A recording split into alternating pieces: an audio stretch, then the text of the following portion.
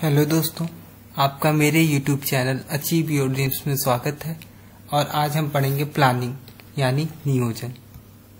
सबसे पहले समझते हैं नियोजन होता क्या है। नियोजन यानी कम से कम संसाधनों में अधिकतम उद्देश्य की प्राप्ति करना क्या कहलाता है? नियोजन कहलाता है। इसको अब समझते हैं। जैसे सरकार के पास कई उद्देश्य होते हैं। जैसे सरकार का एक उद्देश्य है निरक्षरता को दूर करना, बेरोजगारी दूर करना, गरीबी को दूर करना। अब ऐसा क्या किया जाए कम से कम संसाधनों में इन तीनों प्रॉब्लम्स को दूर कर सके। तो सरकार क्या करेगी? HRD का विकास करेगी यानी एजुकेशन को बढ़ाएगी। इससे क्या होगा?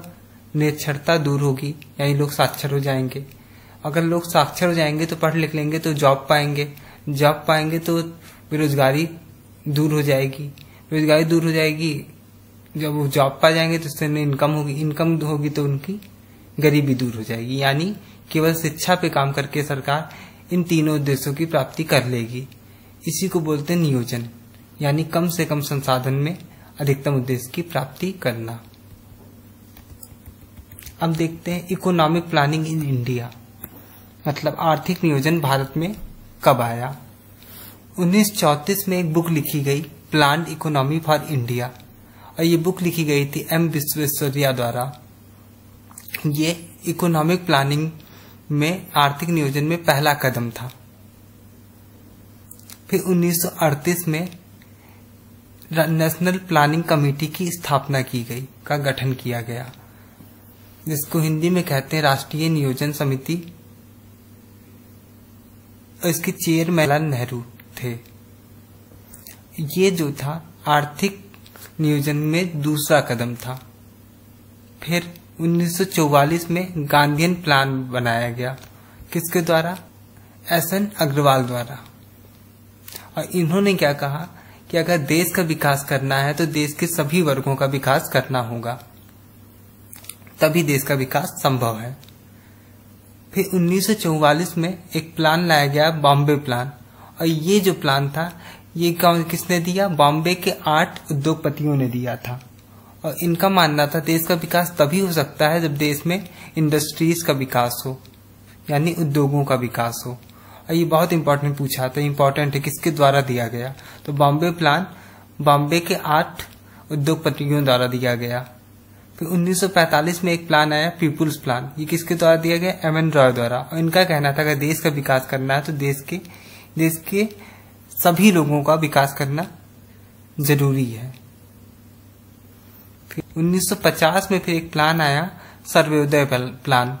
और ये किसके द्वारा दिया गया? ये दिया गया जयप्रकाश नारायण द्वारा, यानी JP नारायण द्वारा। ये बहुत एग्जाम में पूछा आता है, इंपॉर्टेंट है कि 1950 सर्वोदय प्लान किसके द्वारा दिया गया? किसके द्वारा दिया गया? जयप्रकाश नारायण द्वारा। फिर 1950 में एक प्लान आया, कोलंबो प्लान। ये जो प्लान था ये पूरे एशिया के डेवलपमेंट के लिए आया था। फिर 15 मार्च 1950 को प्लानिंग कमीशन यानी योजना आयोग की स्थापना की गई। और ये योजना आयोग कैसी बॉडी है? ये नॉन कॉन्स्टिट्यूशनल बॉडी है, यानी एक गैर संवैधानिक संस्था है। और इसका काम क्या होता था? इसका काम होता था 5 ईयर प्लान तैयार करना। और ये किसकी सिफारिश पे बनाई गई थी? ये KC नियोगी कमेटी की सिफारिश पे बनाई गई थी। कब बनाई गई थी? 1946 में। और इसके चेयरमैन कौन होते थे? इसके चेयरमैन PM होते थे। लेकिन अब इसको डिजॉल्व कर दिया गया नीति आयोग में, यानी 31 अब कब डिजॉल्व किया गया? ये 31 दिसंबर 2014 को। और जो पहले वाइस चेयरमैन थे योजना आयोग के, वो थे गुलजारी लाल नंदा। और जो लास्ट चेयरमैन थे वो कौन थे? मोन्टेक सिंह आहलूवालिया।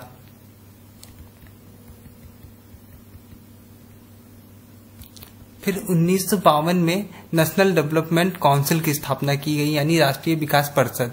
और ये भी एक नॉन कॉन्स्टिट्यूशनल बॉडी है, यानी गैर संवैधानिक संस्था है। इसके चेयरमैन कौन होते हैं? इसके चेयरमैन PM होते हैं। ये किसकी सिफारिश पे लाई गई? KC नियोगी कमेटी की सिफारिश पे। और इसका काम क्या होता है? 5 ईयर प्लान को मंजूरी देना। 5 ईयर प्लान को तैयार करना किसका काम होता था? योजना आयोग का। लेकिन मंजूरी देना किसका काम होता था? 5 ईयर प्लान को वो होता है राष्ट्रीय विकास परिषद का। और सबसे पहला देश जिसने पंचवर्षीय योजना यानी 5 ईयर प्लान को लागू किया वो कौन देश था? रसिया। कब किया? 1924 में। और इंडिया ने कब किया लागू? 1 अप्रैल 1951 को। और भारत ने 5 ईयर प्लान को कहां से लिया? रूस से लिया है, रसिया से।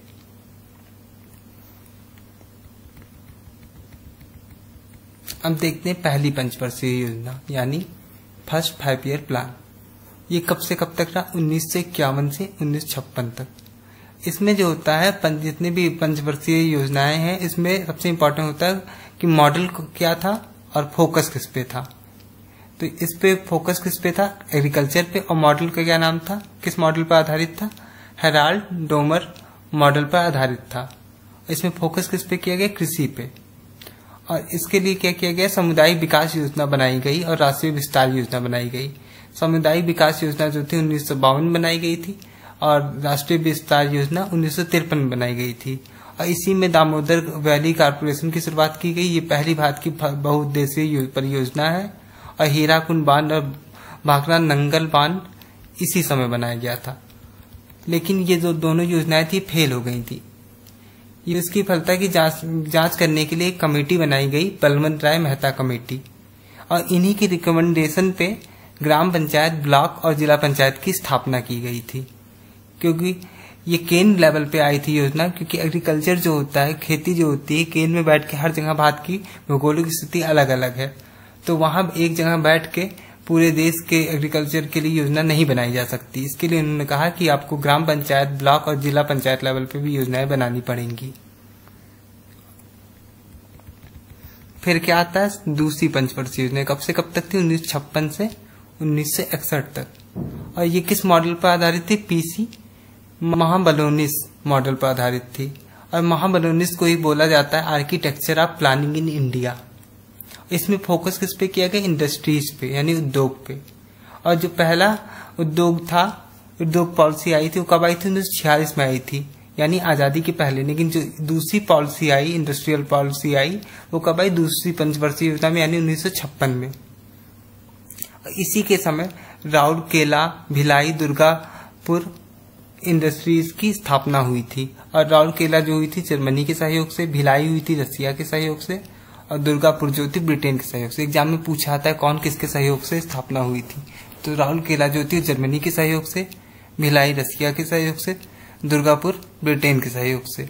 और इसी समय इंटीग्रल कोच फैक्ट्री और चितरंजन लोकोमोटिव वर्क की स्थापना हुई थी।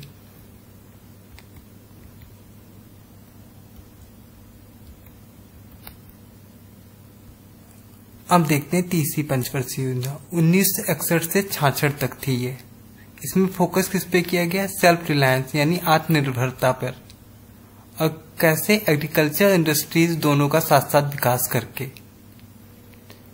इसी समय पहली बार रुपए का अवमूल्यन हुआ था 1966 में। 1964 में बोकारो में स्टील इंडस्ट्री का निर्माण हुआ था रसिया के सहयोग से।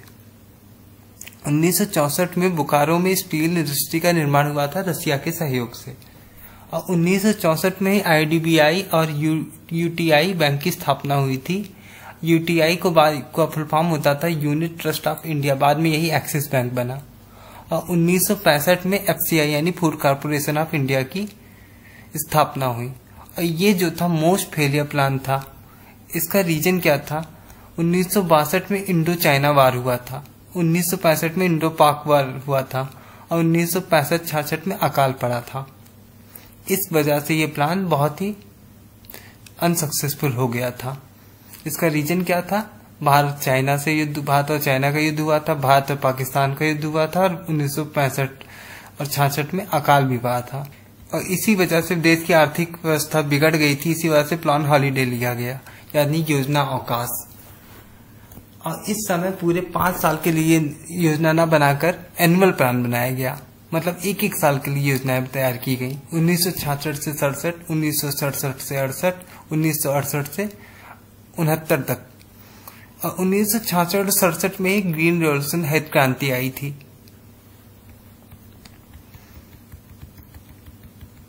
अब देखते हैं चौथी पंचवर्षीय योजना। ये कब से कब तक थी?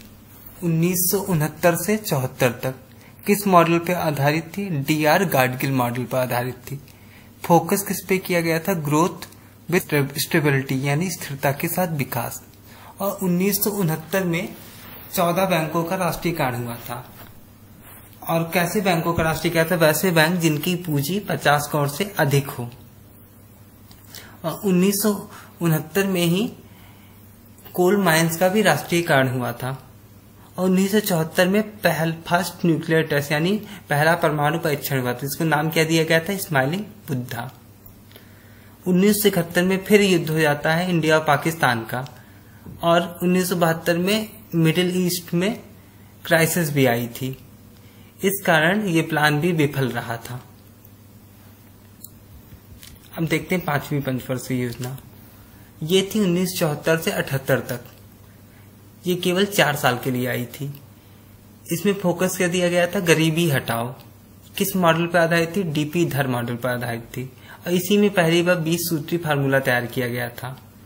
और 2 अक्टूबर 1975 को आरआरबी की स्थापना की गई थी, यानी रीजनल रूरल बैंक की स्थापना। और इसी में अंत्योदय योजना 1977-78 के में आई थी। और जो पहला रीजनल बैंक था वो कौन था? प्रथमा बैंक। अब फिर प्लान हॉलीडे लिया गया। और ये कब से कब तक लिया गया? 1978 से 1979 तक, 1979 से 80 तक। और अब की बार इसको एनुअल प्लान नाम न देके रोलिंग प्लान नाम दिया गया। ऐसा क्यों किया गया? क्योंकि एनुअल प्लान में जो होता है, जितना लक्ष्य 1 साल का रखा आता है, इसमें जो पूरा होता था वो पूरा होता था, जो नहीं पूरा उसको छोड़ दिया जाता था और अगले साल फिर नए सिरे से प्लान जारी किया जाता था। लेकिन रोलिंग प्लान में ऐसा नहीं था। इसमें था जो उद्देश्य नहीं पूरे हो पाएंगे 1 साल में, उसको अगले साल में फिर इंक्लूड कर लिया जाता था। और इसका जो कॉन्सेप्ट था वो ग्रुनाल मिडल ने अपनी बुक एशियन ड्रामा में दिया था। अब देखते हैं 6ठी पंचवर्षीय योजना। ये 1980 से 1985 के बीच में आई थी। इसका फोकस क्या था? गरीबी एवं बेरोजगारी को हटाना। और इसी में पहली बार गरीबी रेखा यानी पॉवर्टी लाइन दी गई। और किसके द्वारा दी गई? लकरवाला के द्वारा। और इसी के समय रोजगार देने वाली योजनाएं जैसे RLEGP, TRYSEM, ERDP, NREP रोजगार देने वाली योजनाएं लाई गई। फिर 1980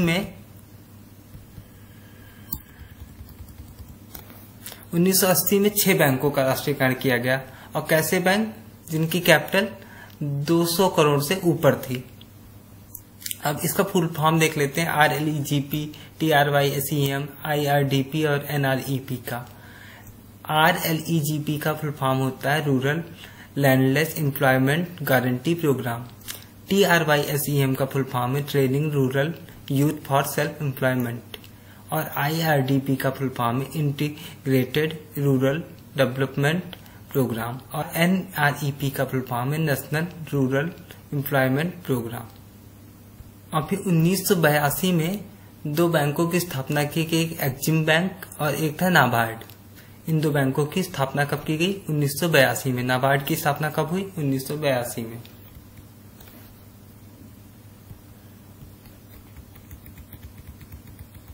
अब देखते हैं 7वीं पंचवर्षीय योजना। ये जो लाई गई थी 1985 से 1990 में, 1985 से लेकर 1990 तक चली थी। इसमें फोकस किया गया था मॉडर्नाइजेशन ऑफ इकोनॉमी, अर्थव्यवस्था का आधुनिकीकरण।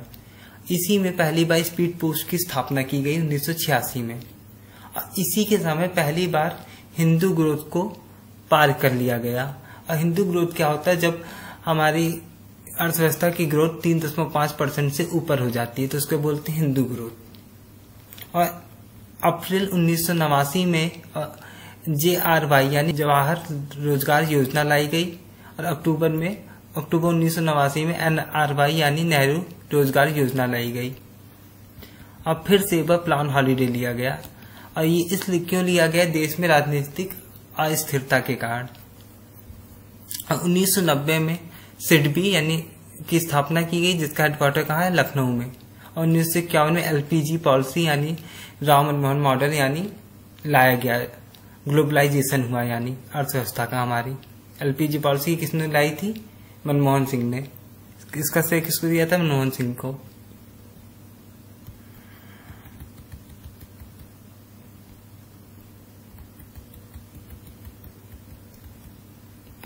अब देखते हैं 8वीं पंचवर्षीय योजना। ये कब से कब तक थी? 1992 से 97 तक। इसमें फोकस इस पे किया गया HRD पे। ये किस मॉडल पे आधारित है? जॉन मिलर मॉडल पर आधारित है। इसी के समय WTO का सदस्य बना। 1995 में भारत जो था WTO का सदस्य बना, यानी वर्ल्ड ट्रेड ऑर्गेनाइजेशन का। और 1993 में प्रधानमंत्री रोजगार योजना की शुरुआत की गई। अब देखते हैं 9th FYP को। ये 1997 से 2002 तक था। इसमें फोकस किस पे किया गया? ग्रोथ विद सोशल इक्वलिटी, सामाजिक समानता के साथ विकास। 1998 में पोखरण टेस्ट हुआ, सेकंड परमाणु परीक्षण, इसको नाम दिया गया शक्ति परीक्षण। और 1999 में कारगिल युद्ध हुआ। अटल बिहारी वाजपेयी ने साइनिंग इंडिया का नारा इसी समय दिया था। और ये सबसे सफल प्लान रहा है हमारे देश का। किस पे था?